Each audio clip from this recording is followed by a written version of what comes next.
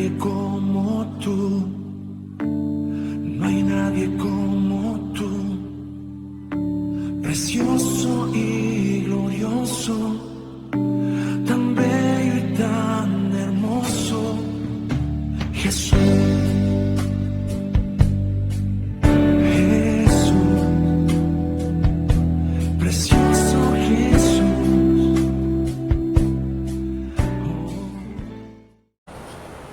Bendiciones, iglesia amada del Señor. En este día damos gracias a Dios en este momento tan especial.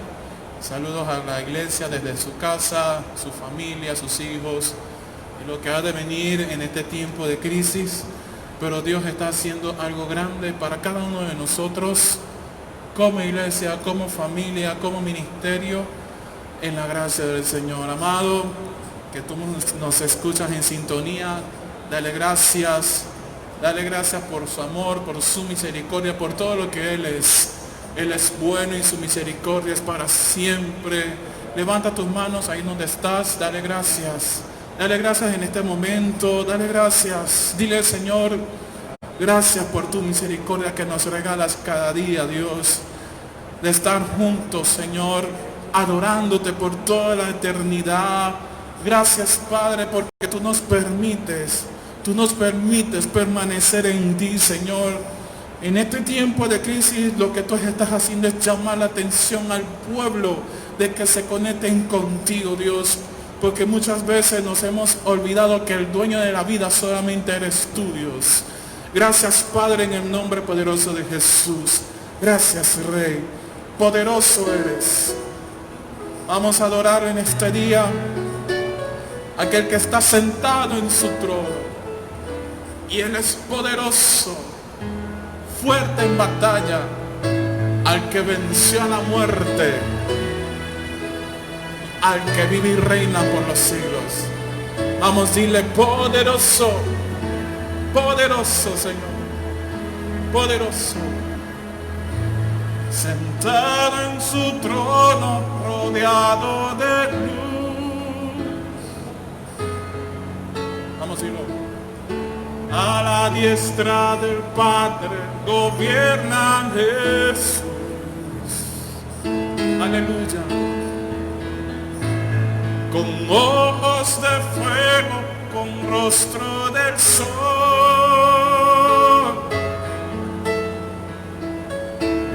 Cuando abre su boca, es trueno su voz. Dile una vez más, sentado en su trono. Sentado en su trono, rodeado de luz, a la diestra del Padre, a la diestra del Padre, gobierna Jesús. Con ojos de fuego, con rostro del sol.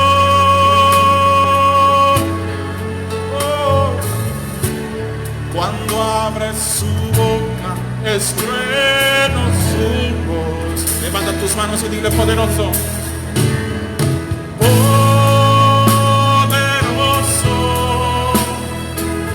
en majestad y reino, poderoso.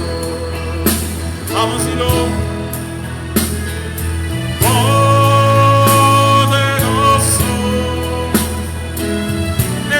Está imperio poderoso y lo poderoso, poderoso en majestad y reino, poderoso, aleluya.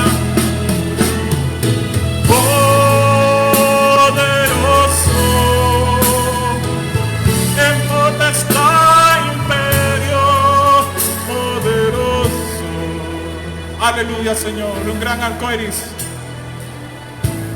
Un gran arco iris corona su ser. Él es el Cordero. Él es el Cordero que pudo vencer. Él es el primero. Él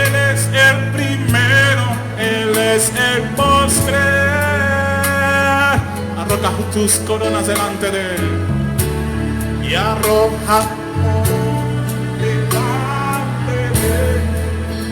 Vamos y ven a Dios. Poderoso, en majestad y reino, poderoso, poderoso, vamos.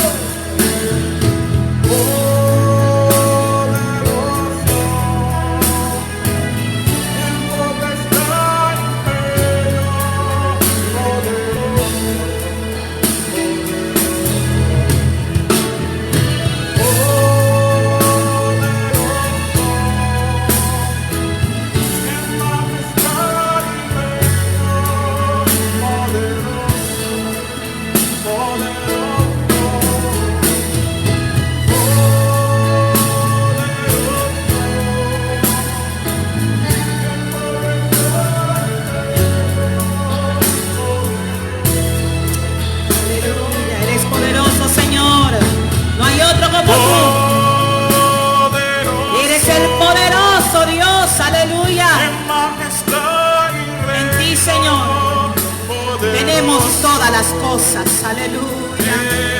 Eres el poderoso. Te adoramos, Señor, te adoramos. Exaltamos tu nombre, aleluya. Iglesia del Señor, tú que estás allí en casa, adora a Dios. Declara su poder, su señorío, su soberanía sobre todas las cosas, aleluya. Te adoramos, oh Rey, aleluya. Eres el poderoso, aleluya. Oh sí, Señor, exaltado serás, Señor, por toda la eternidad. Oh, aleluya. Digno eres, Señor. Bendito Dios, aleluya.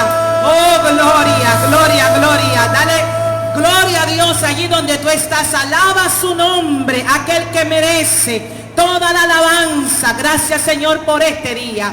Gracias, Señor, por todo lo que tú haces y seguirás haciendo en medio nuestro. Oh Dios, estamos verdaderamente agradecidos por este nuevo amanecer. Y a ti que estás en casa, quiero agradecerte por la oportunidad que nos das de entrar hasta tu hogar y comparte con otros dentro de la familia. Llama a tus amistades, llama a los hermanos, a los amigos, para que también ellos sean edificados con la palabra del Señor en esta hora.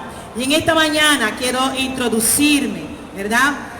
Quiero hablarles acerca de la superioridad del Hijo. Ese es el título del tema que quiero tocar en esta mañana, la superioridad del Hijo. Y voy a basar mi mensaje en la carta de los Hebreos, en la carta que se le escribió a los Hebreos. Pero ante todo yo quiero compartirles a ustedes acerca del trasfondo de esta carta. Quiero introducirme con esto. Esta carta, y la vez anterior que estuve con ustedes también les hablé del Hebreos capítulo 12, ¿sí? Esta carta es tremenda. Nosotros vemos allí que los hermanos de la fe estaban experimentando una crisis en lo que es el tema respecta a la fe. O sea, era una lucha. Ellos estaban involucrados en una batalla donde estaban dejando atrás lo que era el sistema religioso por uno mejor. Mejor dicho, ellos estaban abandonando el judaísmo por Cristo. Entonces, esto implica que estaban dejando sombras por sustancia, lo ritual por la realidad, lo provisional por lo eterno. Estaban dejando o abandonando lo popular de esa época por lo impopular. Estaban abandonando el estar en la esquina de la mayoría por ir a la esquina de la minoría. Pasar del bando de los opresores para ahora ser parte de aquellos que estaban siendo perseguidos u oprimidos. Todo esto realmente se desencadenaba en una gran crisis para los creyentes hebreos de esa época.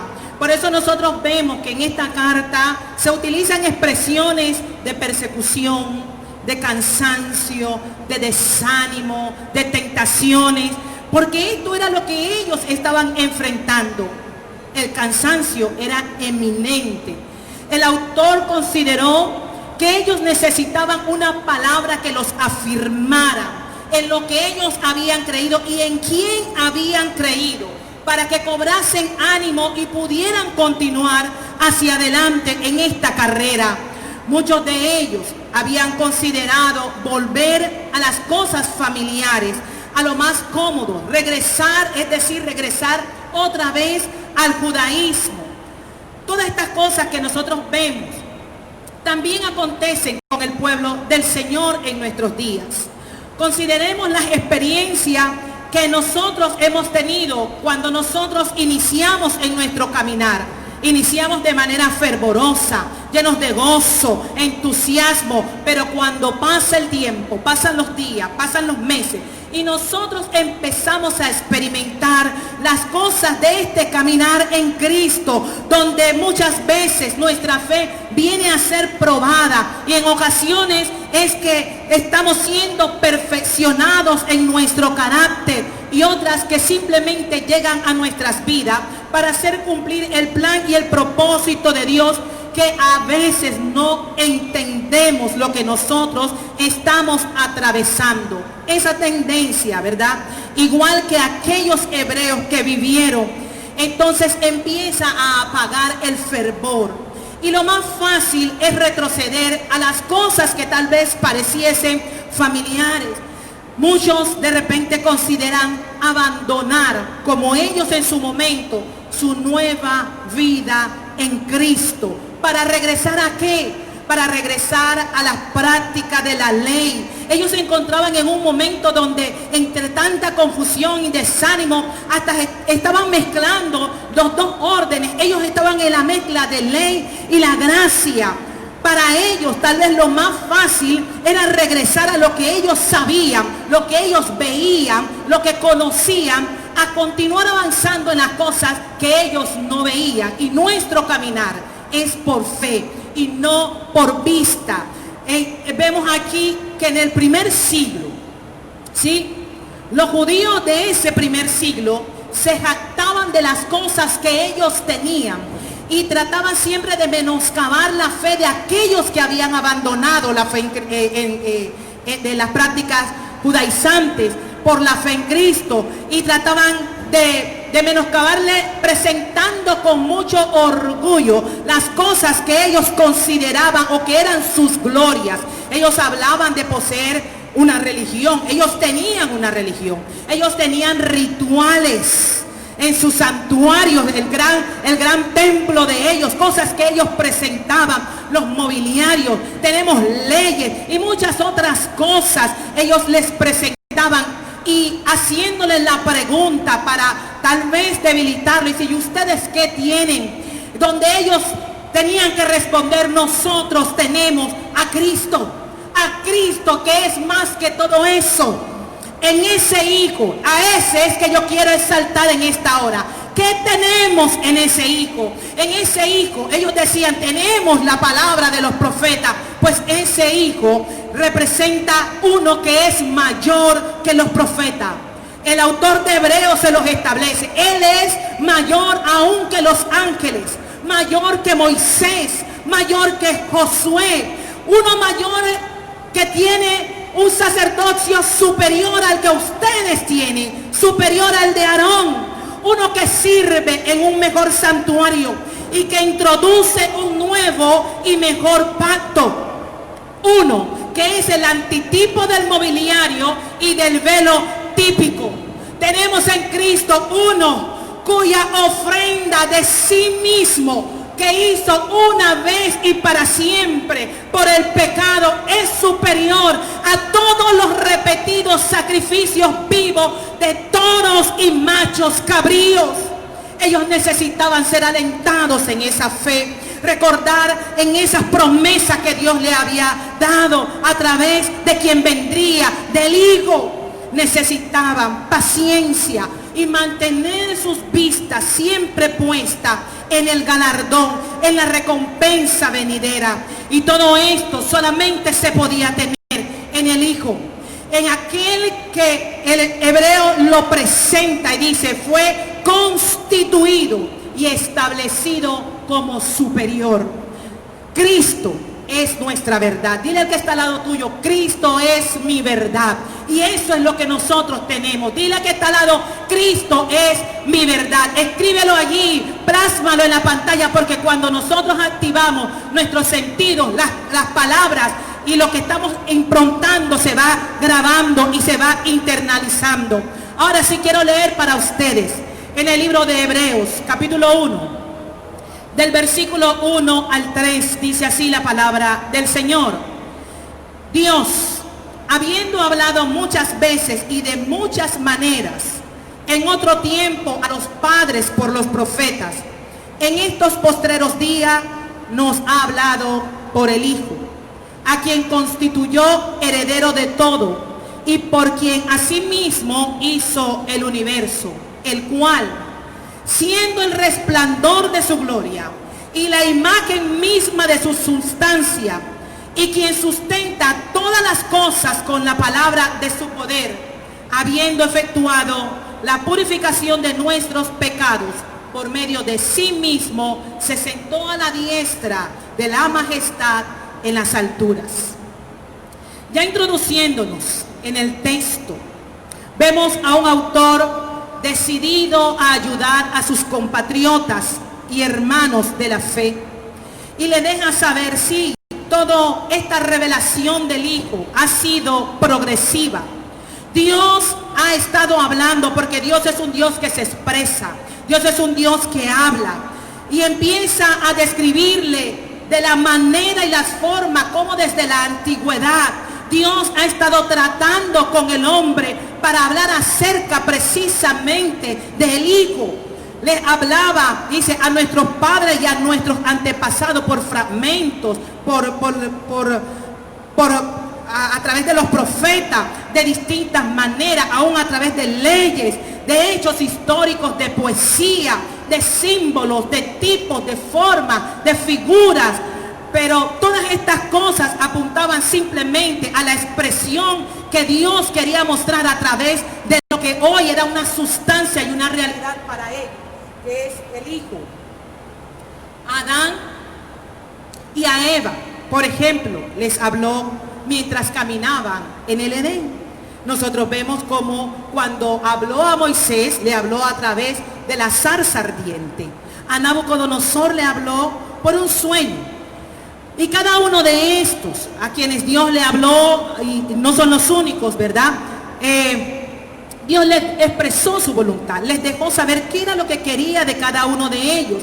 Algunos participaron de una manera consciente, mientras que otros optaron o prefirieron rechazar lo que Dios estaba hablando. Por ejemplo, vemos a un Jonás, cuando Dios le habla, él decidió escapar, pero qué bueno que al final retomó.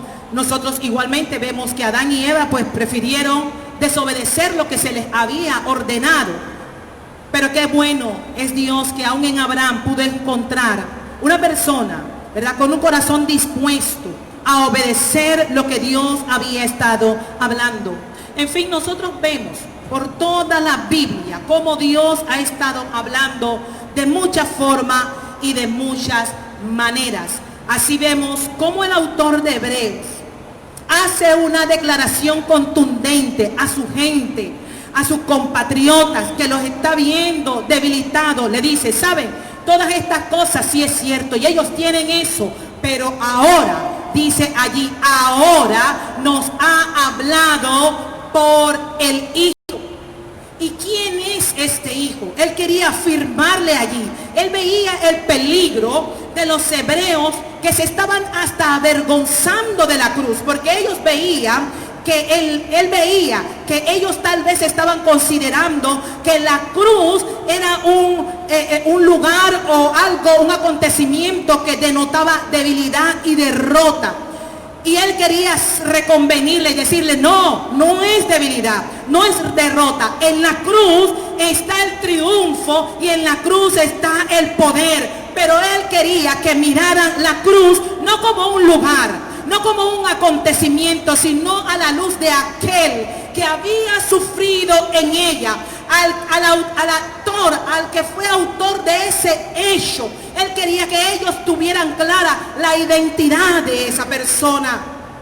Era necesario que ellos supieran en quién estaban creyendo, quién era este hijo. Este hijo, dice el versículo 2, a quien constituyó, es el agente del poder de Dios, lo constituyó heredero de todo y por quien asimismo hizo el universo. Él era el poseedor legal, es y sigue siendo el poseedor legal. Cristo al mismo tiempo es dueño porque es heredero y es creador. Dios creó el universo por la palabra de su poder y es sustentado por esa palabra. Pero para rescatar al hombre, no lo hizo por la palabra, sino que hizo algo un poco más allá. Se hizo hombre, dice la palabra, un poco menor que los ángeles. Y por allí vemos cómo se cumple lo que dice la palabra, que participó de carne y sangre, porque tuvo que morir. Tuvo que ir a la cruz del Calvario. ¿Sabe por qué? Porque Él no vino a negociar con el usurpador. Él no vino a negociar con el diablo, sino que Él vino a derrotarle. Él vino a derrotarle con su propia arma, con la muerte, para reclamar para sí lo suyo. Él nos salvó. Ese que murió en la cruz del Calvario, puso su vida por expiación de la tuya y de la mía. Y legalmente todo le pertenece a Él. Y es bueno que usted sepa y que quede claro que Él fue constituido y declarado heredero antes que todas las cosas existieran. Él es el creador, Él es el dueño del universo. Pero por su obediencia a la voluntad del Padre, al plan y al propósito eterno, se le resalta como un heredero triunfante sobre toda miseria, sobre toda maldad. Y por lo tanto hoy nosotros podemos descansar en que todas las promesas que el Padre ha dado tienen fiel cumplimiento en ese Hijo. Hoy te puedes acercar al Padre en el nombre de ese Hijo, porque ese Hijo tiene todas las cosas a su disposición. Y su voz, escucha, va por encima de cualquier otra voz, de todos aquellos que antes hablaron. La voz del Hijo va por encima. Ese Hijo también es la expresión esencial de Dios. Sigue diciendo el versículo 3, el cual, siendo el resplandor de su gloria y la imagen de su sustancia, descrito como de resplandor de su gloria. Ok, ustedes están hablando, cuando digo ustedes, los judíos, de la gloria que ellos experimentaban viendo cuando se llenaba la casa de humo y cosas como esa. Pero este Hijo era la sustancia, era la realidad de esa gloria. Él era el resplandor de esa gloria. Y hablar de resplandor es hablar de luz, de brillo intenso, de grandeza, de intensidad y de máximo grado de perfección. El Hijo es la exacta expresión de su ser esencial. Colosenses capítulo 1 dice que Él es la imagen del Dios invisible, el primogénito de toda la creación. Es más que la imagen de Dios, en el cual fue creada el hombre, cuando fue creado a imagen y semejanza. Él es más que eso. Él es la revelación en forma visible y correcta de Dios mismo. Es la impronta exacta de ese ser, de donde procede el carácter de Dios, que es santo. El autor o el escritor a esta carta de los hebreos, él necesitaba recordarle cuán grande era este Hijo, cuán grande era en aquel que ellos habían creído y que había muerto en la cruz, y que ellos no deberían permitir que esa grandeza sea olvidada, y muchos menos ignoradas. No podían ignorar la salvación tan grande que fue comprada en la cruz del Calvario. Es igual, hoy te quiero pedir a ti, iglesia del Señor, a ti, amigo que me escuchas. No podemos ignorar la grandeza de nuestro Dios. Nada de las cosas que pueden estar pasando aquí abajo pueden compararse a la grandeza, a la inmensidad, al poder, a la estatura del Hijo de nuestro Dios. Por eso yo quiero que tú tengas presente quién es este Hijo. Aleluya. Nada de estas cosas que nos turban llegan a la medida de Él. Este Hijo vino a dar a conocer al Padre con esplendor, y nosotros como iglesia del Señor hemos sido llamados a magnificar al Hijo en nuestras vidas y poder así darlo a conocer. Ese Hijo, dice la palabra, sigue diciendo allí el verso 3, es el brazo de la providencia sustentadora de Dios. Dice, y quien sustenta todas las cosas con la palabra de su poder. Ok, la palabra sustentar. Él sustenta todas las cosas.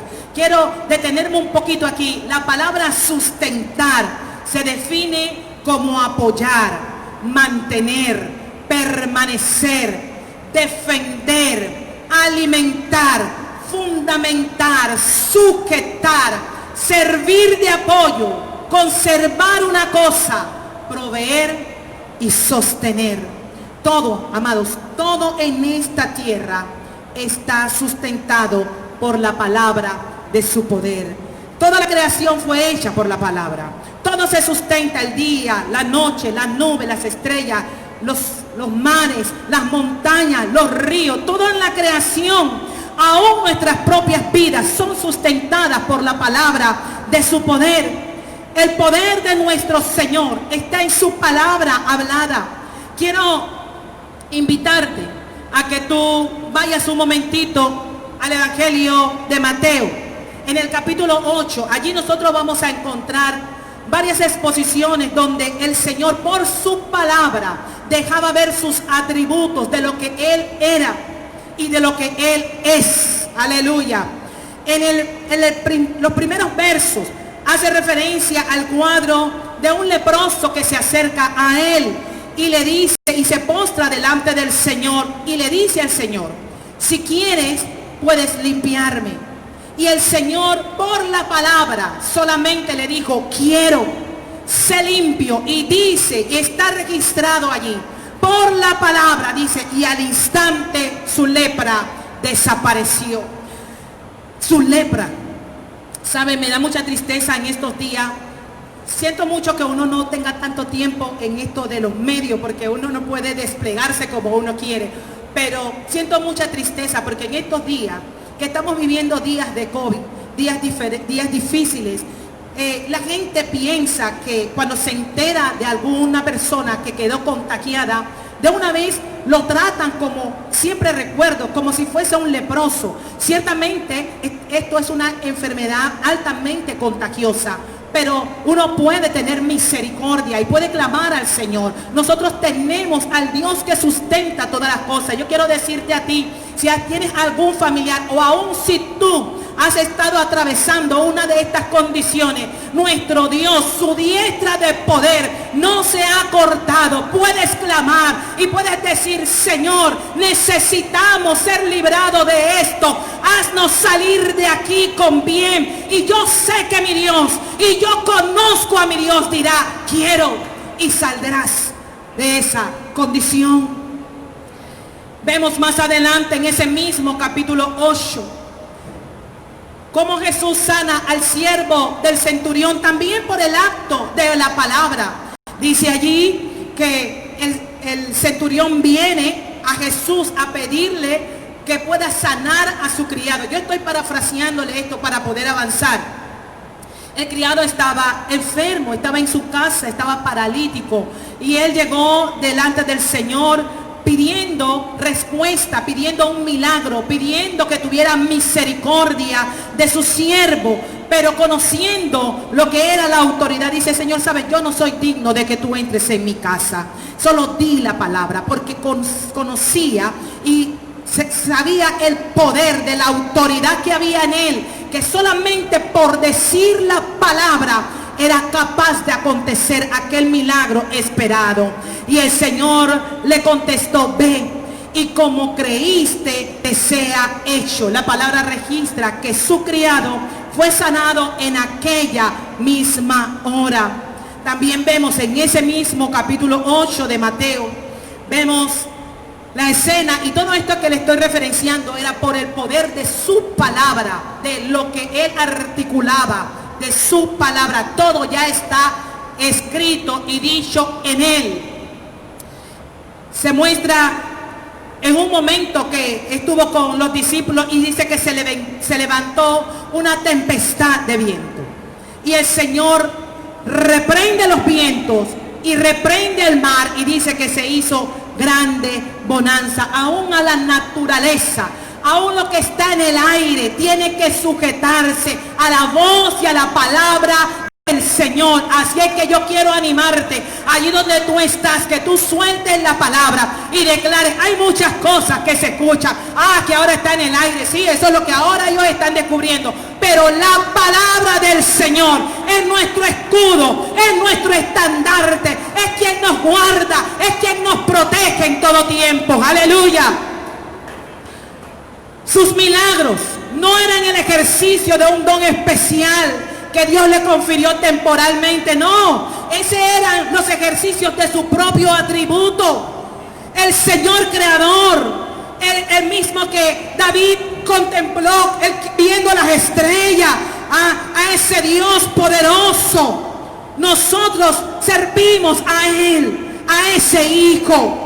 Cuando nosotros conocemos a ese Hijo, nuestras vidas son transformadas, nuestras vidas cobran sentido, nuestra vida cobra valor, y todo se va alineando al plan y el propósito eterno, y nuestras necesidades de aquí abajo, de aquí abajo, de aquí abajo de la tierra serán suplidas conforme a su voluntad. ¿Sabe qué pasa?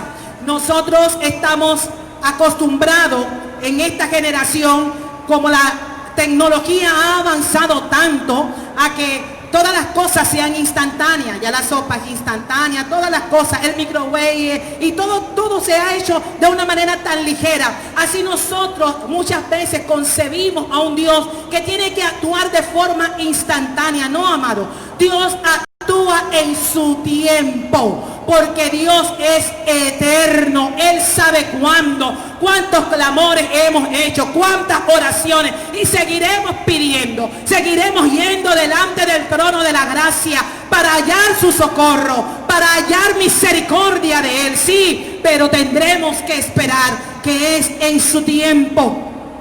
¿Cuál es tu necesidad? ¿Qué estás tú padeciendo? ¿Qué es lo que necesitas para este tiempo, para este día? Pues llévala delante de aquel Hijo. Él es nuestra providencia divina, y Él es quien nos sustenta. ¿Sabe? Él sanó a la suegra de Pedro, así como sanó a los leprosos, cuando levantó a los paralíticos, y muchas otras cosas que hizo. Cuando le dijo a Pedro en su momento, por la palabra, ¿sabes? Boga mar adentro y echa la red a la derecha. Esto es poderoso, esto es tremendo, porque Dios siempre está obrando, y pudo tener cantidad de peces.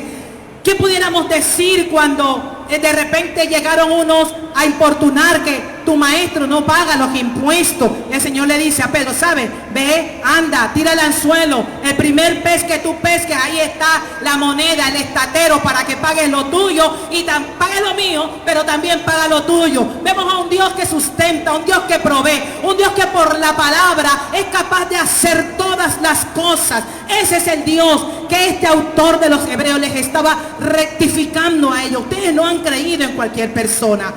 Esto no estaba escrito. Hoy nosotros gozamos de mayor privilegio porque podemos leerlo, podemos referenciarnos para afirmar nuestra fe, para no tener que estar huyendo o escapando o con temor. Ahí está la palabra. Así como ellos resistieron, nosotros también. Así como ellos tuvieron de Dios favor, nosotros también tendremos favor. Ese hijo está sentado a la diestra de la majestad en las alturas. Dice, habiendo efectuado la purificación de nuestros pecados por medio de sí mismo, se sentó a la diestra de la majestad en las alturas. Y cuando nosotros leemos esto, tenemos que de una vez en nuestra mente remitirnos a la cruz, ¿verdad? Ese momento de la expiación del pecado que Él efectuó en ese momento. Él se ofreció a sí mismo como sacrificio por nuestros pecados. Y le dejan saber a los hebreos, mira, no fueron los machos cabríos lo que ellos te están mostrando. No fueron sus ceremonias. Nada de estas cosas purificaron tus pecados. No fueron los ritos ceremoniales. No, ellos no fueron justificados por nada de eso. Lo que logró anular el acta de los decretos que había en nuestra contra y era que el Hijo fue quien la quitó. El Hijo, dice, fue y la clavó públicamente en la cruz, despojando a los principados, a las potestades, y los exhibió, dice la palabra, públicamente, triunfando sobre ellos en la cruz del Calvario. Ese Hijo que nos rescató del tirano y del usurpador diablo. Y aunque a ustedes les parezca, les decía el autor, que hoy la cruz pareciese para ustedes humillante, quiero que ustedes sepan que esa cruz tiene un valor eterno, porque allí fue consumada la obra, la batalla fue ganada, fue peleada, todo fue completado allí. Pero también quiero llevarlo más allá. Él no quedó en la cruz. Él está sentado en la majestad de las alturas. Aleluya. Estar sentado con poder en la satisfacción de una obra acabada. No sentado porque estaba cansado, sino por la satisfacción de que lo que el Padre esperaba de Él lo concluyó. Esta postura indica que toda la obra de la redención quedó completa. Por lo tanto, dice Pablo a los filipenses, Dios también le exaltó a lo sumo, la diestra. Hermano, yo me río porque los otros días decía en un lugar que fui, yo digo, siempre que entro a algún lugar, mi inclinación es sentarme a la derecha. ¿Sabe por qué? Porque el Señor está sentado a la diestra y allí estoy más cerca de Él. Esta es una broma, quiero que sepan que esta es una, pero es una que en mi consciente o subconsciente siempre quedo reaccionando de esa manera. Él está sentado a la diestra y su diestra tiene poder. Dígale que está al lado, su diestra tiene poder. Su brazo no se ha cortado. Esa diestra sigue teniendo poder hoy. La cruz no puede ser nunca motivo de vergüenza. Así como se le dijo a los hebreos, hoy te digo a ti, erguíos vuestras cabezas, erguíos. Nuestra esperanza no nos avergüenza, hermano. No estamos cuidándonos de que porque nuestro Dios no puede, no, estamos guardando y esperando el día donde el Señor te aniquile de una vez y por todas esto que nosotros estamos viviendo. Estamos siendo prudentes en medio de toda esta pandemia, de todo lo que se está viviendo. Él ya nos ha redimido y redimió todo lo que amó desde el principio, así como amó a la iglesia y se entregó a sí mismo por ella. Yo quiero concluir y de verdad que uno se queda corto, le falta a uno tiempo, pero bueno, estas son cosas de los medios. Quiero concluir, ¿sabe? Con un pensamiento que grabé del pastor Arnold Ballestero. Así como el autor de la carta a los hebreos estaba preocupado por los hermanos compatriotas de él en aquella época, yo quiero que tú sepas que nuestro deseo es que tú sigas siendo afirmado. en el Señor. Y reza este pensamiento así: el deseo del Padre al darnos a su Hijo es de obtener, de producir el aumento, incremento, gloria y cosecha de su Hijo por medio del cuerpo que es la iglesia, que es la esposa, que es su templo, que es su vasija, que es la habitación del Hijo para su propio incremento. ¿Saben? Dios sigue hablando. Hoy tenemos la asistencia del Espíritu Santo. Que el Señor nos ayude en esta carrera, que podamos mantenernos alineados, que podamos mantenernos enfocados, prestos a la palabra de Él, y siempre tener en alto la obra consumada de la cruz. Y así como Él trató de impregnarle a ellos, ¿saben? Ustedes no tienen cosas, ustedes tienen a alguien, ustedes tienen la vida. Y quiero decirte que si tú tienes a Cristo, tú tienes la vida. Dale gloria al que vive por siempre. Gracias, Señor. Gracias, Dios. Oramos. Gracias, Dios, por tu palabra. Gracias por quien tú eres, Señor, que te diste a nosotros. Gracias por amarnos. Gracias por afirmarnos en tu palabra y en tu verdad. La revelación de tu Hijo, Señor. Aleluya. Oh, por el cual subsisten todas las cosas. Por el cual estamos de pie. Estamos aquí, Señor, porque tú así lo estableciste, por el amor del Hijo para con nosotros, Dios, quien nos amó y se entregó, como dice tu palabra.